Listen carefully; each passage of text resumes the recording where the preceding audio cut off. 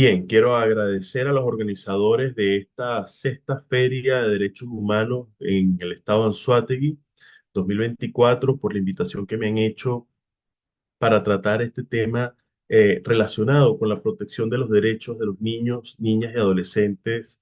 Eh, Veo importante que este tipo de espacios se hagan con frecuencia y valoro mucho los esfuerzos para hacer este tipo de espacios que permiten la promoción de los derechos de los niños, niñas y adolescentes, no solamente en Venezuela, sino a nivel de la región Latinoamérica, donde hay en este momento una necesidad enorme, ¿no? De promover, de dar a conocer la realidad de los derechos de los niños, niñas y adolescentes en Venezuela y en la región.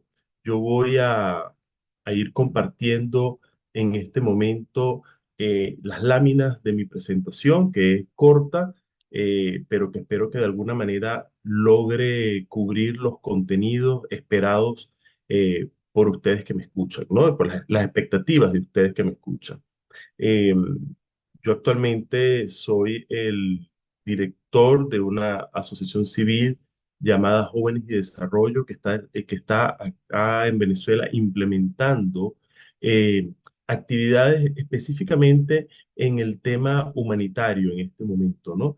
Pero con proyección a establecer actividades de empoderamiento, de relacionado al ejercicio efectivo de los derechos humanos de los niños, niñas y adolescentes acá en Venezuela, especialmente el tema del derecho a a la participación, ¿no?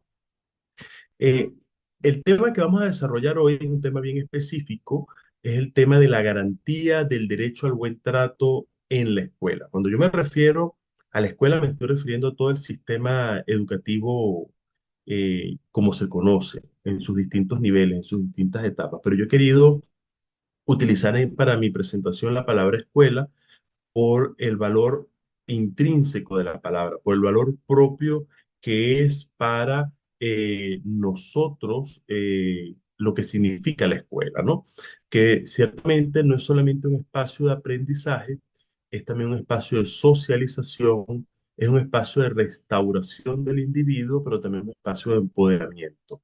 Entonces, entendida la escuela como ese espacio vital para el desarrollo del ser humano, además de la familia, vamos a hablar de la garantía del derecho al buen trato en la escuela. Esto lo vamos a desarrollar, lo vamos a ver en base a cuatro puntos que yo traigo para desarrollar en en mi presentación. La primera tiene que ver con la prevención del maltrato, el abuso y la explotación. Ya vamos a ampliar un poco qué entendemos por maltrato, abuso y explotación de niños, niñas y adolescentes.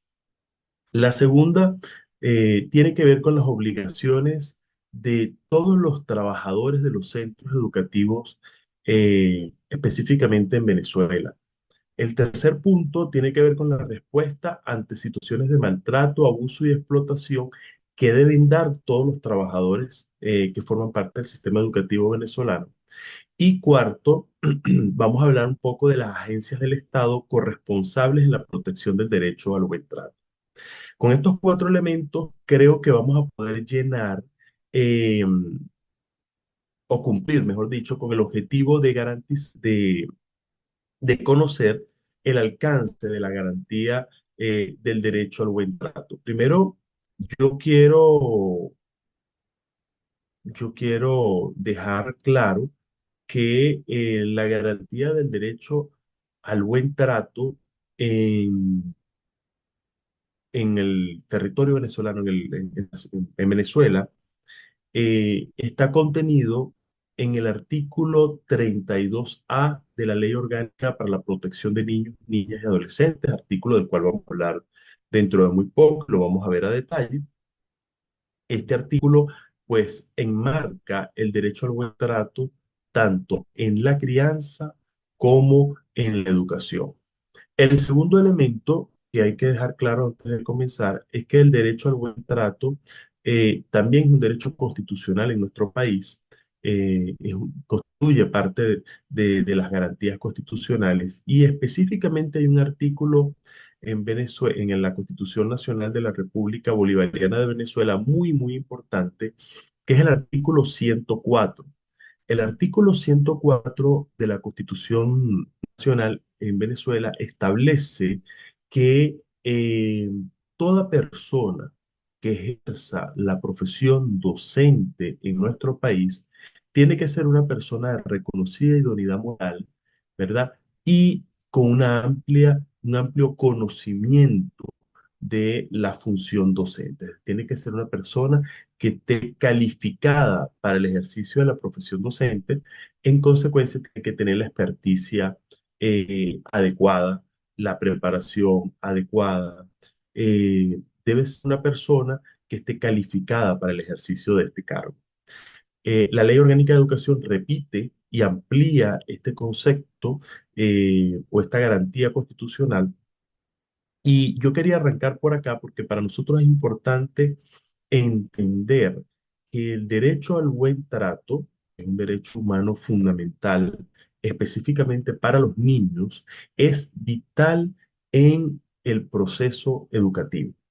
Para el legislador venezolano, el derecho al buen trato es clave para la formación del hombre, tanto en el proceso de crianza como en el proceso educativo.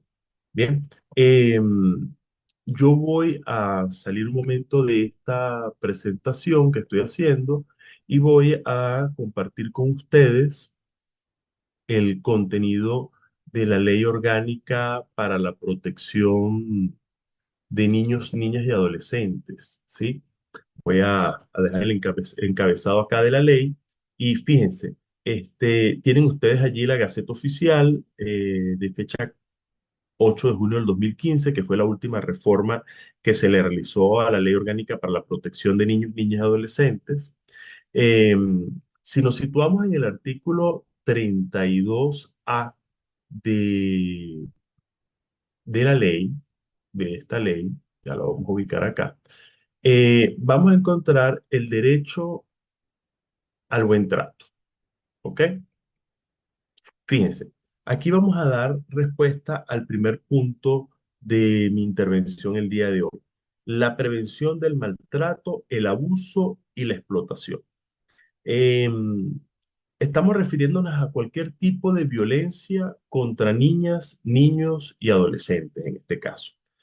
Eh, Lamentablemente, siguen habiendo indicadores muy altos de violencia contra niños, niñas y adolescentes. De hecho, hoy en el día de hoy leía un artículo que decía algo así como que el 40% de los casos de abuso, de violencia de género, perdón, contra mujeres las que han sido víctimas son personas menores de 18 años de edad, es decir, niñas y mujeres adolescentes. O sea, el 40% de las víctimas de violencia de género en Venezuela son personas menores de 18 años de edad.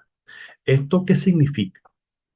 Esto significa que en Venezuela el nivel de violencia contra niñas, niños y adolescentes es muy alto. Y es muy alto por distintas razones. Es muy alto porque estamos viviendo una crisis de migración, por ejemplo, que expone a muchas niñas, niños y adolescentes al tema del tráfico y la trata de personas. Estamos viviendo una crisis económica que afecta la adquisición de bienes y servicios y comenzamos a ver un aumento en el índice de niñas, niños y adolescentes que son explotados sexualmente para la obtención de bienes y servicios. Es decir, en situaciones de crisis se exacerban los estadios de violencia contra niños, niñas y adolescentes. Pero eh, hay unas situaciones de violencia que suelen pasar desapercibidas cuando aparecen estos Estas situaciones terribles de violencia producto de la migración, producto de la explotación sexual o producto de la explotación laboral, o producto de la presencia de grupos armados en algunos territorios que hacen reclutamiento de niños, niñas y adolescentes. Cuando aparecen estos escenarios terribles de violencia contra niños, niñas y adolescentes, suelen pasar desapercibidos otros escenarios de violencia que para nosotros también son muy importantes. Y es la violencia contra niños, niñas y adolescentes en el hogar y la violencia contra niños, niñas y adolescentes en la escuela. Yo creo que debemos detenernos a pensar no solamente en estos escenarios anteriores que yo les presentaba, sino en cómo se visualiza eh, la violencia de los niños, niñas y adolescentes en el hogar, la que infringen sus cuidadores, sus familiares más cercanos, sus pares, y la violencia que pueden vivir niñas, niños y adolescentes en la escuela. Específicamente para la ponencia mía el día de hoy, hemos seleccionado el tema de la violencia contra niñas, niños y adolescentes en la escuela, en los centros educativos, en cualquiera de sus niveles, ¿no? Y hay un elemento clave acá, y es que la base jurídica en Venezuela es el derecho al buen trato. Nosotros vamos a tratar de identificar entonces frente a estas situaciones de maltrato, de abuso y de explotación de niñas, niños y adolescentes en los centros educativos venezolanos que ocurren, ¿cuál es la respuesta del legislador? ¿Cuál es la respuesta del Estado venezolano? ¿Y cuál debe ser la respuesta de la sociedad como corresponsable en la protección de los derechos de los niños, niñas y adolescentes? ¿Sí? Eh, en primer lugar, tenemos el artículo 32A, como les comentaba hace un minuto atrás, que establece que todos los niños, niñas y adolescentes tienen derecho al buen trato. Esa es la base fundamental de la legislación venezolana. Ahora bien, el legislador avanza y dice, este derecho comprende una crianza y una educación no violenta. Fíjense, nos detenemos acá y el legislador en este momento nos ha dicho a nosotros, está muy bien, la base del desarrollo de los niños, niñas y adolescentes es el buen trato. Pero específicamente el buen trato lo vamos a ver en los procesos de crianza y en el proceso educativo. Nosotros, la ponencia de hoy, la vamos a dirigir específicamente al tema educativo. Y entonces, ¿qué nos dice el legislador? Bueno, la educación debe ser no violenta, basada en el amor, el afecto, la comprensión mutua, el respeto recíproco y la solidaridad. ¿Qué significa esto? Esto significa que todo proceso educativo en cualquiera de sus etapas, en cualquiera de sus niveles, tiene que tener como base la prevención de toda forma de violencia contra niñas, niños y adolescentes. Ese es el primer análisis que hay que hacer acá. La prevención de toda forma de violencia contra niñas, niños y adolescentes. En consecuencia, como lo establece el artículo 104 de la Constitución de la República Bolivariana de Venezuela, toda persona que ejerza la función docente tiene que estar lo suficientemente capaz, tiene que tener las suficientes competencias para que el proceso educativo sea un proceso que prevenga la violencia y que dé respuesta concreta a las distintas situaciones de violencia que se puedan presentar en el ambiente educativo. Eh, la educación, continúa el legislador diciendo, debe estar basada en el amor, en el afecto, la comprensión mutua, el respeto recíproco y la solidaridad. Fíjense que para algunos detractores de la Ley Orgánica para la Protección de Niños, Niñas y Adolescentes, de la LOPNA, eh, la premisa es que la LOPNA empodera a niños, niñas y adolescentes de derechos, pero no de deberes. En consecuencia, podríamos estar en la disyuntiva de que hay niños ejerciendo muchos derechos que reconocen tener derechos, pero que no reconocen tener deberes. No hay nada más alejado a la realidad que ese tipo de argumentos, como lo decía, que lo hacen detractores de la LOPNA. Por el contrario, cuando nosotros leemos la LOPNA con calma, la Ley Orgánica para la Protección de Niños, Niñas y Adolescentes, pues vamos a darnos cuenta de que la ley va cargando en la medida de su desarrollo al niño, niña y adolescente de deberes y obligaciones. Y eso lo podemos ver acá en la redacción de este artículo cuando el legislador dice claramente que debe haber comprensión mutua y respeto recíproco. O sea, el legislador no solamente está hablando del respeto de los educadores hacia los niños, sino que debemos formarlos, debemos educarlos para que haya un respeto recíproco, una comprensión mutua. Hice este paréntesis porque en algún momento, las veces que me ha tocado hablar de este tema, se levantan muchas manos de personas diciendo, bueno, pero es que la ley es solamente garantista y no contempla derechos y obligaciones para los niños. Por el contrario, cada vez que leemos un artículo de este tipo, pues es así. Bien, continuamos con el artículo 32A, que es el derecho al buen trato, y un elemento clave de este artículo 32A lo vamos a encontrar en el segundo párrafo, donde habla de que el padre, la madre, representantes, responsables, tutores, familiares, ahora viene, educadores y educadoras, que es lo que nos corresponde en el tema de hoy, deberán emplear métodos no violentos de la crianza, formación, educación y corrección de los niños, niñas y adolescentes. Fíjense, aquí aparece una palabra clave para nosotros en el sistema educativo, es la palabra corrección y también para los procesos de crianza. Ya no hablamos de sanciones, ya no hablamos de castigo, estamos hablando de corrección. Y corrección significa cambio de conducta. Ahora, ¿cómo deben ser los métodos de corrección en el sistema educativo venezolano? Métodos no violentos, ¿ok? Basados, eh, basados en el amor, basados en el afecto, en la comprensión mutua, en el respeto recíproco y la solidaridad.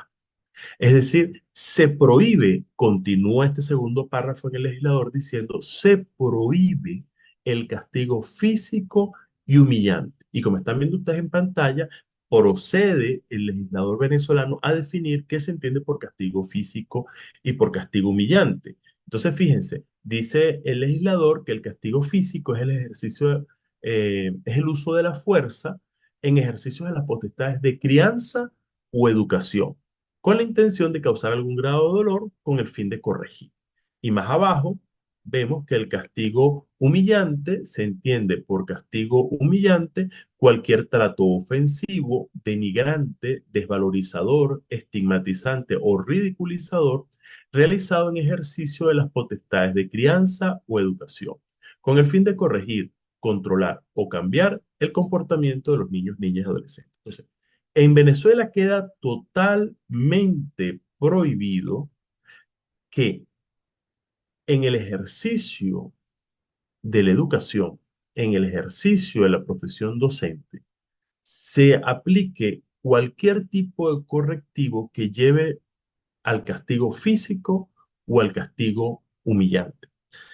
Nosotros como educadores ya no podemos pensar que el castigo, que el uso de la fuerza o la ridiculización son mecanismos por los cuales nosotros vamos a lograr que los estudiantes se formen. No hay nada más alejado que eso. Por el contrario, el legislador venezolano establece claramente que le corresponde al educador tener la cualidad suficiente para evitar en el aula de clase cualquier tipo de castigo físico o humillante. Fíjense ustedes que este punto es clave porque en Venezuela hay un artículo más adelante, que es el artículo 254 de la Ley Orgánica para la Protección de Niños, Niñas y Adolescentes, que establece el trato cruel.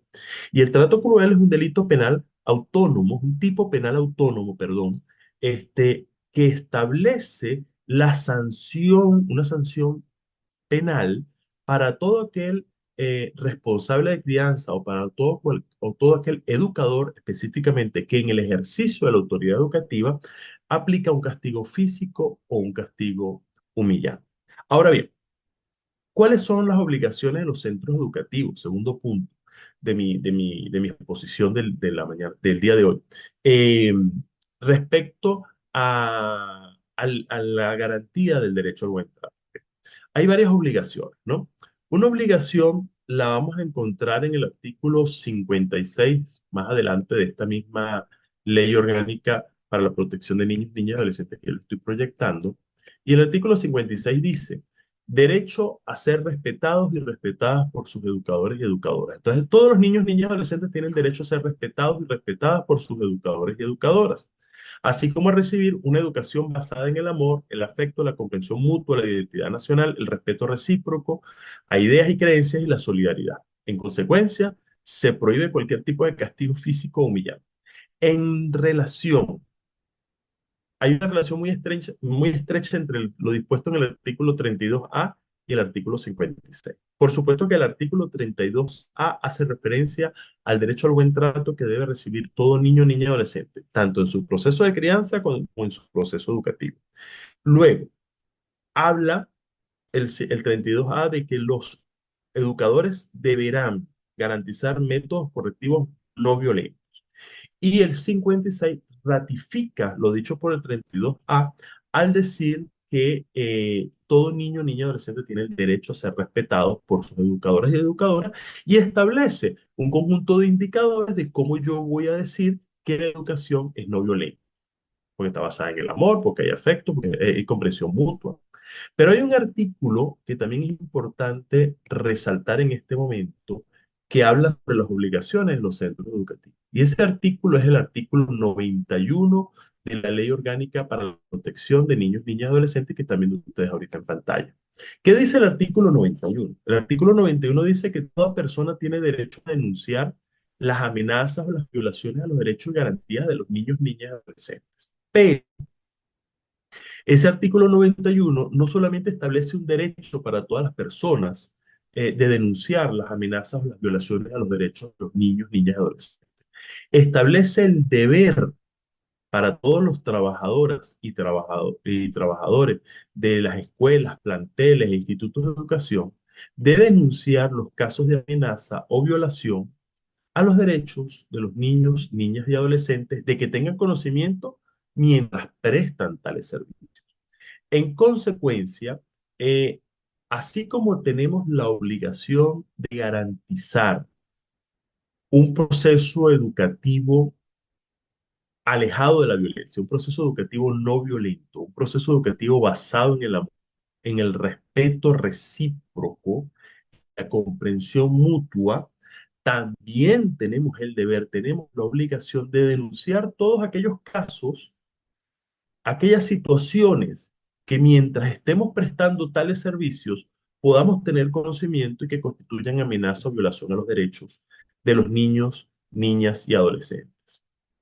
Y este es un artículo clave porque muchos educadores en nuestro país no entienden que ante la ocurrencia de una situación de violencia o de abuso, yo debo denunciar. Bueno, en este caso, los educadores deberían poder utilizar el conducto del director del centro educativo para denunciar ante el Consejo de Protección de Niños, Niñas y Adolescentes cualquier caso de abuso sexual, por ejemplo, explotación laboral, explotación sexual, amenaza, maltrato contra niños, niñas y adolescentes, que puede ser de docente a estudiante o entre pares. Es decir, no solamente estamos obligados a denunciar las amenazas o las violaciones, eh, referidas a niñas, niños y adolescentes que hayan causado docentes en el aula de clase o trabajadores del colegio, personal obrero, administrativo, de vigilancia, el señor de la cantina. No solamente estamos obligados a denunciar eso, también estamos obligados a denunciar la violencia entre pares, ¿no? Lo que llamamos como el acoso escolar. Entonces, es importante, este es un punto clave en el cumplimiento de obligaciones que tenemos impuestas por la ley y que vienen a coadyuvar en la garantía del derecho al buen trato en la escuela. Fíjense que hay un artículo más adelante en la Ley Orgánica para la Protección de Niños, Niñas y Adolescentes, que es el artículo 275, que es otro delito, otro tipo penal autónomo, que es el delito de comisión por omisión. Y es el que hace referencia a eso. ¿Qué pasa cuando un trabajador de un centro educativo no hace una denuncia a tiempo sobre violencia o amenazas a los derechos de los niños, niñas y adolescentes en un centro educativo? ¿Ok? Y hay una sanción de tipo penal. Bien, ¿cómo responder? Es el tercer punto de mi ponencia del día de hoy. ¿Cómo responder ante las situaciones de maltrato, abuso y explotación? Hay dos formas claves para trabajarla. Uno, concretamente, la prevención y otro, la respuesta como tal, ¿no? Fíjense, en el tema de prevención, si nos detenemos, hay una ley que es la reciente del año 2021, que es la Ley para la Prevención y Erradicación del Abuso Sexual contra Niñas, Niñas y Adolescentes. Y hay un artículo en esa ley que es sumamente valioso, que es el artículo 10, por ejemplo. El artículo 10 habla de la prevención del abuso sexual contra niñas, niños y adolescentes en el sistema educativo.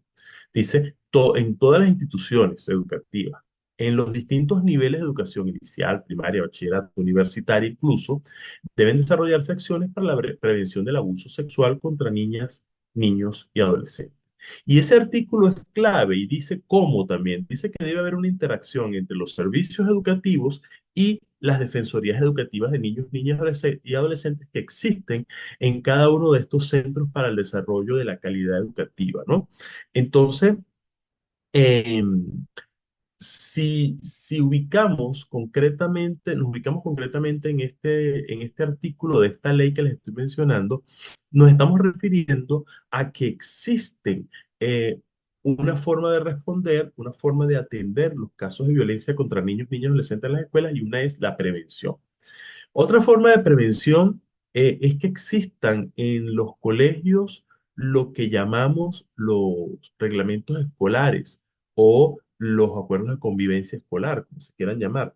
¿Por qué? Porque de alguna manera, cuando nosotros tenemos claro cuál es la conducta no deseada en el centro educativo, estamos hablando de la violencia entre pares o la violencia hacia niños, niñas y adolescentes por parte de adultos, y sabemos muy bien el canal perdón, el mecanismo que vamos a aplicar para solucionar esa situación, pues no dejamos al libre albedrío de las personas lo que se puede hacer ante una situación de violencia, sino que por el contrario se comprende, se tiene claramente definido en ese manual, en ese código, cuáles son los pasos a seguir ante una situación de violencia. Bien. Entonces, esa es una forma, ¿no? La prevención. La otra forma es la respuesta, ¿ok? ¿Cuál es la respuesta que tenemos nosotros por obligación que dar ante situaciones de violencia contra niños, niñas y adolescentes? Uno, que exista mecanismos claros en los centros educativos en Venezuela para que los niños, niñas y adolescentes puedan presentar las distintas quejas. Mecanismos oportunos, seguros, adaptados a su edad, a su desarrollo, a la capacidad de comprensión que pueda tener esa niña, ese niño, ese adolescente, mecanismos para que puedan presentar quejas ante las distintas situaciones de violencia contra ellos, ¿ok? Y en segundo lugar, eh, mecanismos, mecanismos donde puedan presentar quejas, protocolos claros de qué hacer en un centro educativo cuando se presentan estas quejas, ¿ok? Y por supuesto la denuncia. La denuncia de las distintas situaciones de violencia contra niños, niñas y adolescentes, eh, bueno, que se presentan, ¿no? Como lo manda el artículo 91. Entonces, clave, acciones de prevención y acciones de respuesta concreta ante situaciones, ante denuncias de abuso, explotación, maltrato que se puedan presentar en los centros educativos, y para eso necesitas por lo menos un ABC de mecanismos seguros para la presentación de quejas, canales seguros de retroalimentación, eh, protocolos claros para el manejo de esa queja, ¿ok? Y la respuesta concreta que debe dar el centro educativo, que va acompañado del deber de denunciar esto ante el sistema de protección de niños, niñas y adolescentes. Agencias del Estado venezolano corresponsables en la garantía del derecho al buen trato en el centro educativo, en la escuela.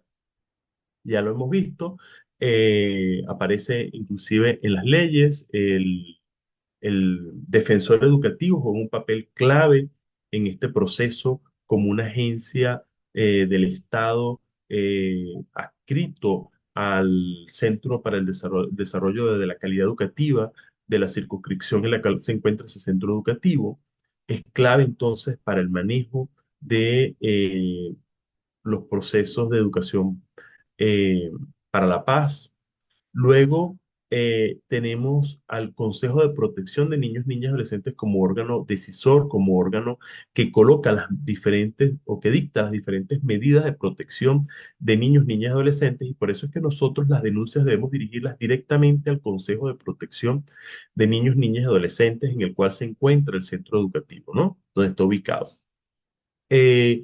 Eh, en algunos casos, en algunos municipios, yo he conocido que algunos consejos de protección no reciben las denuncias de violencia contra niños, niñas y adolescentes que ocurren en los centros educativos de su municipio, sino que exigen que las denuncias sean colocadas en los consejos de protección donde vive el niño. Pero aquí hay un principio de inmediatez que es importante aclarar y que el consejero de protección debe garantizar, ¿no? La recepción de la denuncia y la atención, porque aun cuando sabemos que la ley dice que el que conocerá es el consejo de protección del municipio en el cual vive el niño, ese niño está estudiando allí eh, y debe ser protegido por el consejo de protección en el cual se encuentra ese centro educativo. Es una práctica se aplica pues formalmente, estrictamente lo que dice la ley. Entonces, pasan a conocer los consejos de protección del sitio donde vive el niño. Pero una recomendación clave en cumplimiento del principio del interés superior del niño y de prioridad absoluta es que los consejos de protección del municipio en el cual se encuentra ese centro educativo deben conocer.